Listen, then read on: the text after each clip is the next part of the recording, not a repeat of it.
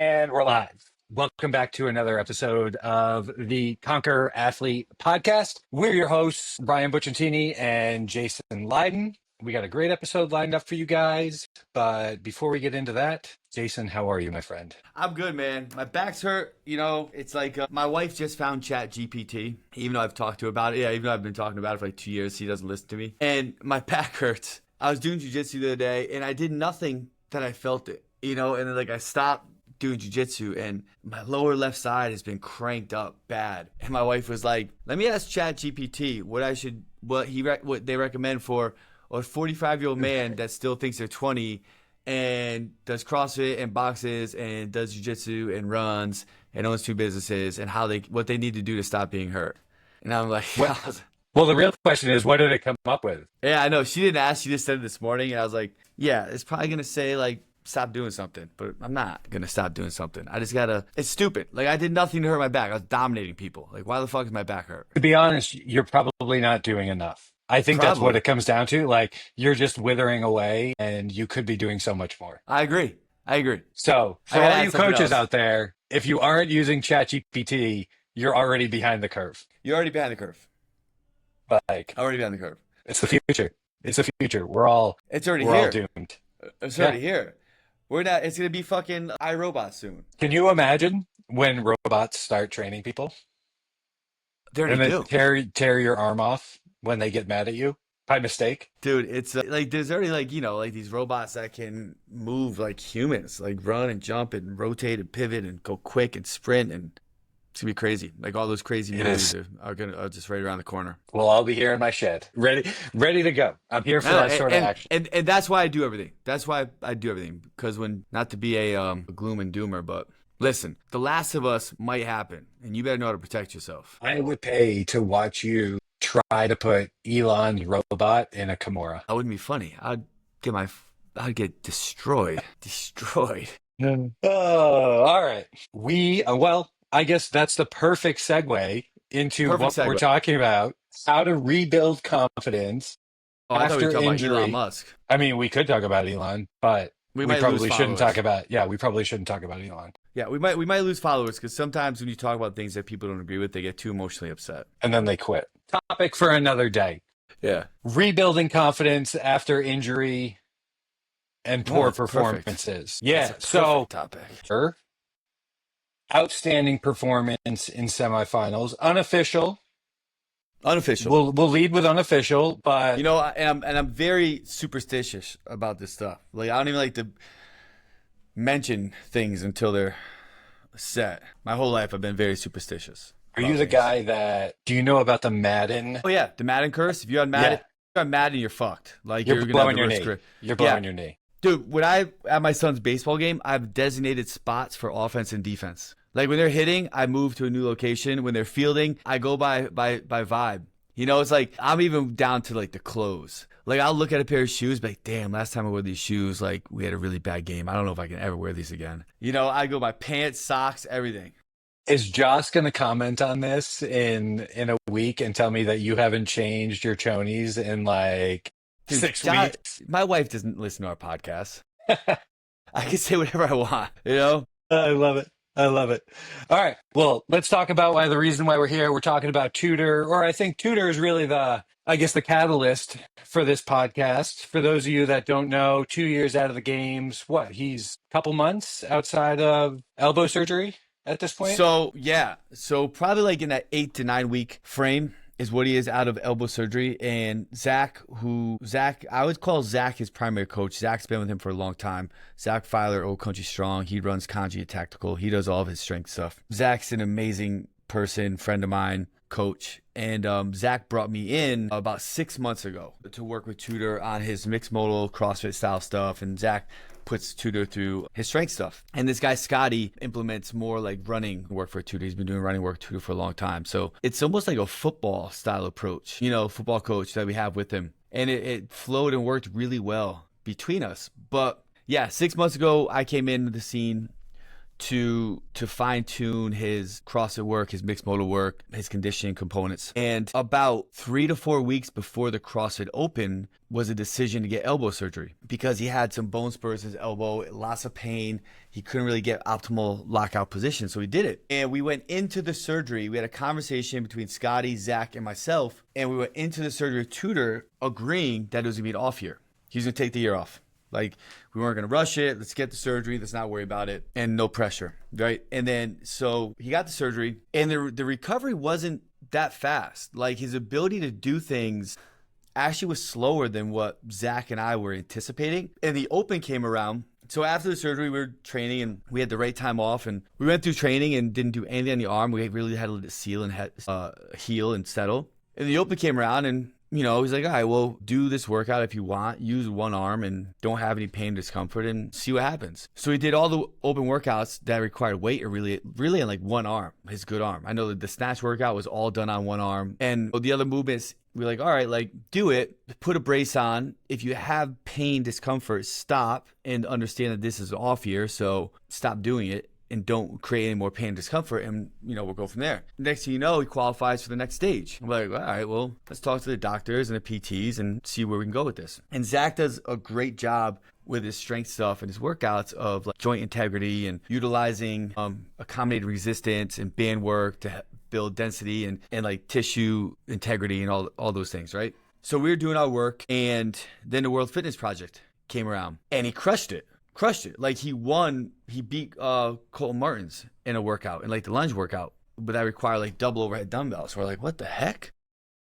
So, but needless to say, he got DQ'd from the pro division because they said he didn't reach full hip extension on a clean, which is the dumbest thing I've ever heard in my life, because it wasn't like he caught the clean and then dropped the barbell halfway down. He caught the clean, stood up, time ran out, he dropped the barbell when he was already stood up.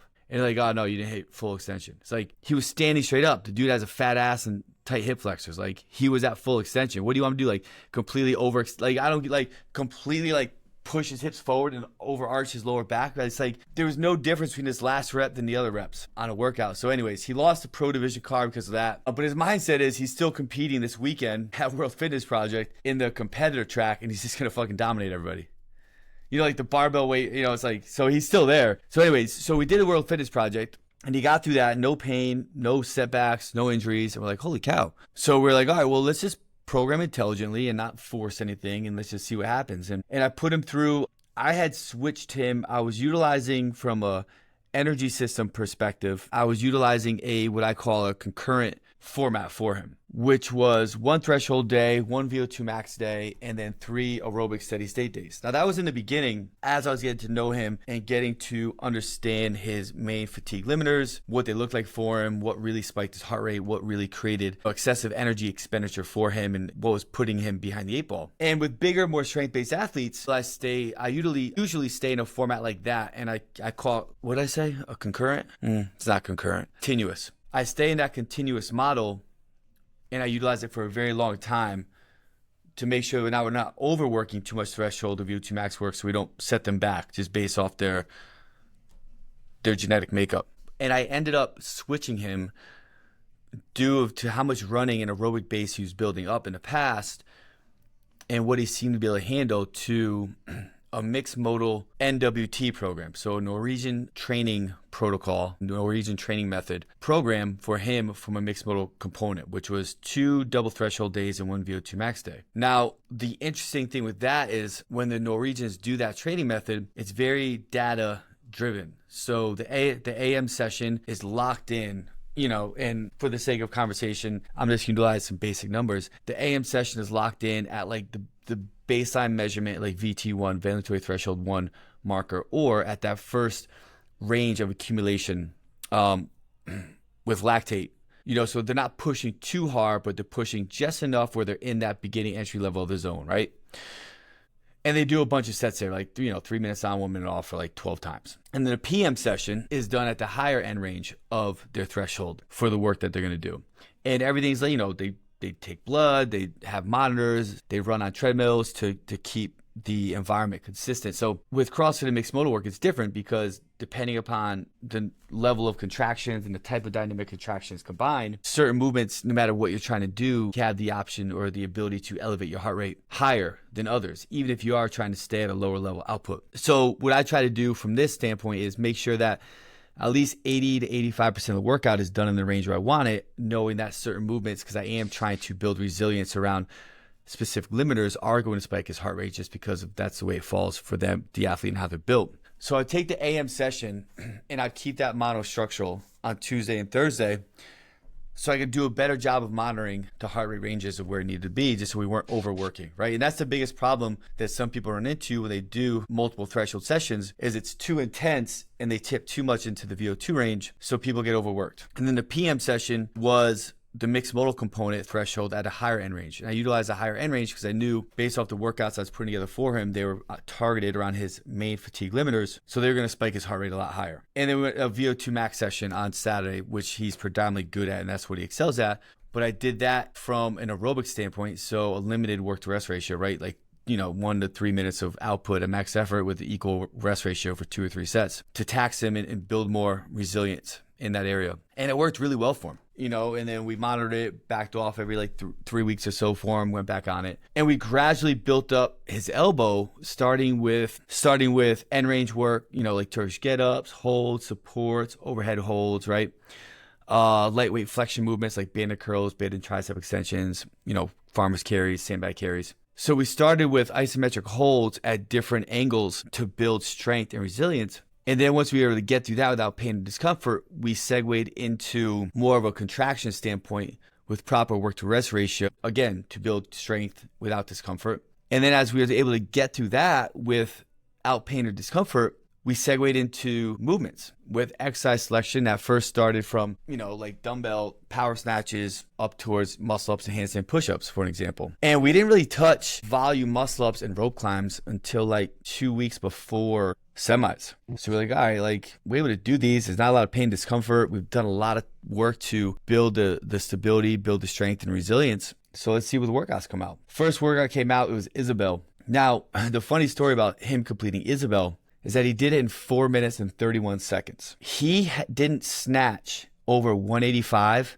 for probably about 9 months. And the only time he touched 185 was 3 days before the qualifier, the in-person semifinal, just to see what was going to happen. And the first day he was working with Zach, and we built up to 185, and Zach was like, this is no good.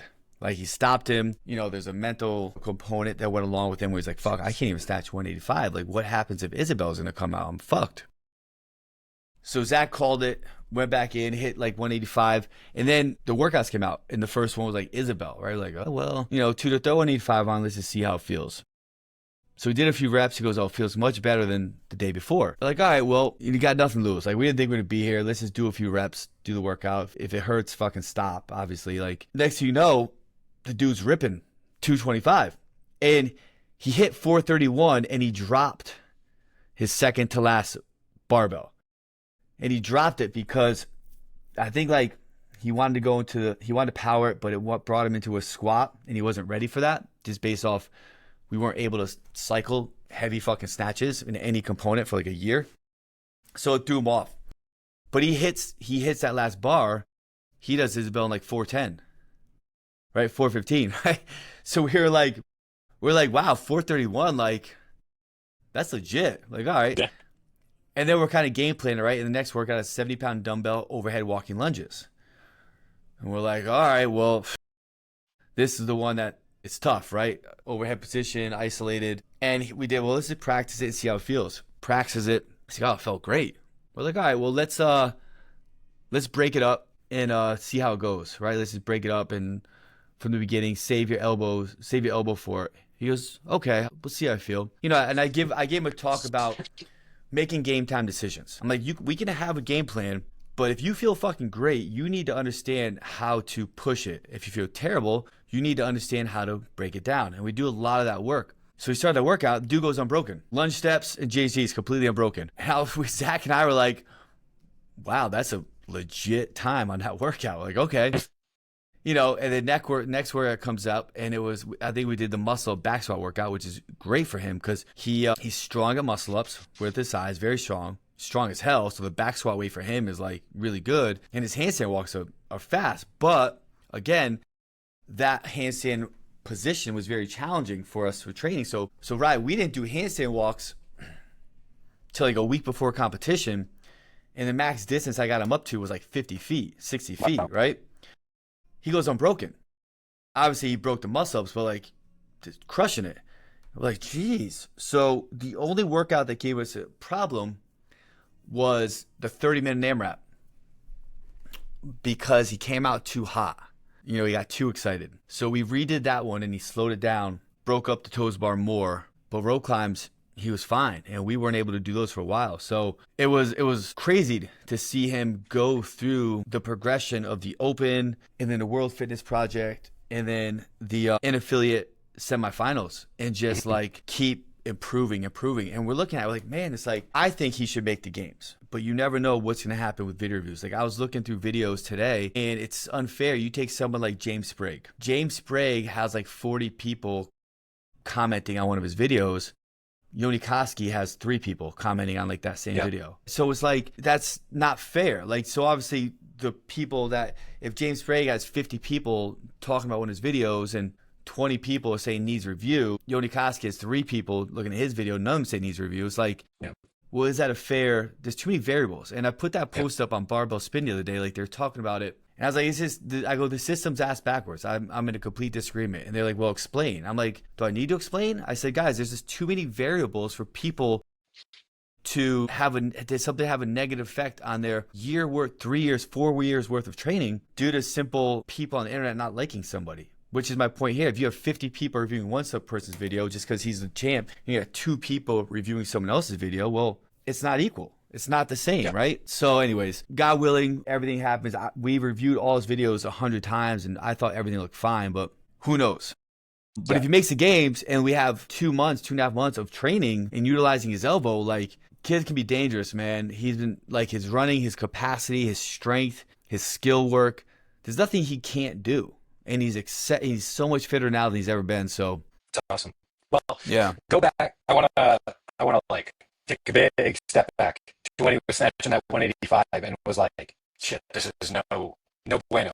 What was that conversation like between these sessions? Like, did you guys have a conversation about like reframing, kind of his mindset about it, kind of reaffirming like the priority for the year of this maybe being an off year, or was there like no conversation and you're just like, well, maybe we'll try it again in a couple of days and see what it was like? So with that was a lot of Zach. Zach has been exceptionally close with Tudor. They have a really strong relationship between coach and athlete, and they live near each other. So Zach was with Tudor, and Zach stopped the session, and Zach was telling me how he had conversation with Tudor from a mindset perspective about, hey, you got to understand, like, right now your elbow's in a spot that it hasn't been able to be in like a year. Your strength, your stability, your awareness, your proprioception just isn't normal. So we had to have lots of long conversations with Tudor that day, just getting him to understand where he is. And yes, it is going to feel weird and not good.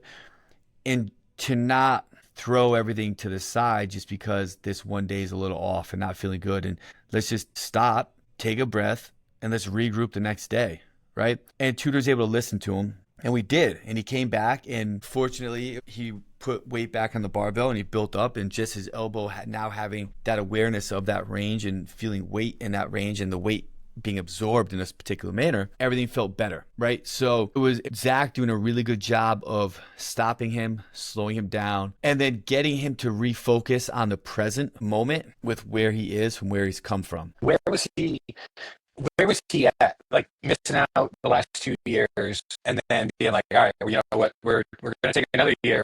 Now we're 3 years. Where was he at the beginning of the competitive season? He understood where he was because he was doing a good job of seeing the forest through the trees. We were having conversations with his elbow, and he wants to be in the game for a long time. And he wants to be able to, be at Rogue Invitational and compete at the CrossFit Games and give it another go and do the World Fitness Project. So he was doing a really good job of of being able to see himself 1 year, 2 years, 3 years out versus right now. And he was like, it's not worth it for me to push myself through the open season and destroy my elbow more and then not be able to do anything and be done, or have to wait another 2 years versus getting the surgery, recovering in the proper way, and then being able to have longevity in the sport that I love. So he was able to see the forest through the trees and not get lost in the immediate impact of now, which from a coaching perspective made it a lot easier, because that's what we were saying to him. We were like, listen, you don't have to get the surgery, but if you don't and you decide to go with the open, like, you could damage it a lot worse and either be done forever or have a much more in-depth surgery with a much longer recovery period, and set yourself back even longer. He was like, yeah, you're right. But you look at Tudor, like, I think he's an engineer or mechanical or engineer or something. He's very data driven, very like numbers and like, just this is how it is, right? Type guy. So he did well with being able to understand that and sort of remove the emotion of taking him out for this year. Was there anything that you guys saw in training from like a movement perspective, like any like apprehension with anything, just like not fully committing to things? Not fully committing. I mean, just from like I don't know how this is gonna feel, so I'm not like giving like maximal effort to what he was doing, but just like, I don't know, this could be the one. Yeah, so there's definitely a lot which I was in agreement with for him, but there's more like, hey, this didn't feel good, so I stopped. And we were like, yo, yeah, it's not gonna feel good. Like, you just had surgery. Like, your elbow's in a flex position. It's staying there. It's a lot of pressure. So good job stopping and not pushing it, right? So there's more so that. And then we made sure that, Zach and I made sure that we did the right things of putting the protocols in place before we tried aggressive dynamic stuff, right? So like before we did jerks, he had to do, a dumbbell overhead hold. And then it went into kettlebell. And then it went into like a bamboo bar, right? And then it went into strict presses and, like progressing up the movement selection protocol. So by the time we got to more of those aggressive movements, he was like, all right, I felt all these positions, so I'm not really worried about it. Like before we did muscle ups, we went through a long progression of strict pull-ups, support holds, bottom support holds, low ring supported transitional work to feel everything out, right? So he felt all the positions and tension. So it's like, all right, today we're gonna do muscle ups. He's like, all right, let's give it a shot. That's legit. Yeah, and then someone with him too, because they're so good, it was like, all right, we're going to do like 2 reps. You're going to catch really high. Cool, no pain, great. Now, let's just catch a little bit lower and feel out the dip, right? And we kind of like, we're able to almost like work from high level down, because a high level like with uprise isn't that challenging for him. So it allowed us to go through the motion without putting excessive stress on that elbow in that bottom catch position. I love that. When I knew we were coming to write this episode, I just kind of started taking some notes, and exposure was one of my like bullet points in that, and how you guys decided to do that from a progression standpoint, and just like put him in both positions that were going to set him up for success to like test the sport, but also like just the variability when you get tired. This is also what you may experience. I think it's awesome that you guys even thought of that, to test that, to like put him in compromised positions. Yeah. And like, let's see what this is like. Yeah. Ryan, do me a favor. Right now, you're, it just started. It's like very quick and broken up a little bit when you talk. Maybe try to stop yours or go back in or hit echo cancellation. It's because when you're talking, it's like really fast and then broken up. So guys, people listening, we just downloaded Riverside because we're trying to get even more professional with our podcast. We always did Zoom. And the first week we did Riverside, didn't work. And now we're doing Riverside again, and something's messed up. So Riverside, if you're listening, we need help, because we're trying to utilize you guys, and our podcast are getting fucked up. We need help, and we also need sponsorship. Yes. I can't wait for you to listen to this back, because like when you talk, it's like, it's like uber fast. That sucks. Okay. Well, should we cut it there? Let's cut it there, because I don't know what's going on. Okay. All right, guys, let's try to slow it down. Hopefully, you guys took something away from that.